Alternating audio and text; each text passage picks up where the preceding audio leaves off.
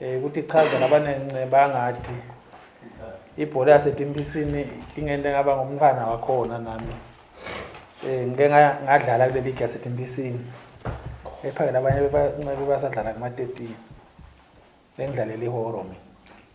Ngisukumela nje ukubonga nekudumisa kulowa babe wavulakade kulokula kwendawo. Ngoba nyalo sesabuswa ipolitiki sisebenzisa nakabi.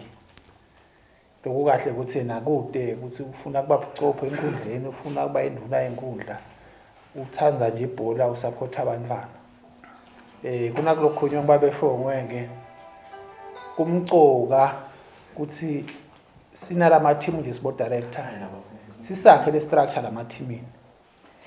Ngoba lokuthi team ibe umuntu munye angaba netinkinga lo muntu munye sekuphelile kwale team sekulimele likusasa labantwana.